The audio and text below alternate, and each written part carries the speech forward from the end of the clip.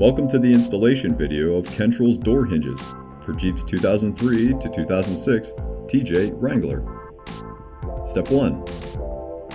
Remove your vehicle's doors along with existing door hinges according to the manufacturer's instructions. Be sure to place them on a soft surface to protect the paint. Step 2.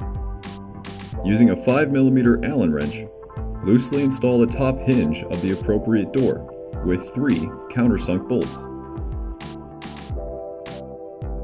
It will need to be adjusted in a later step. Step 3.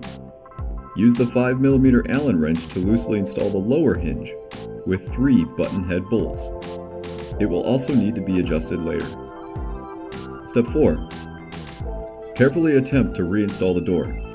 Adjust the hinges accordingly so that the door safely and smoothly closes.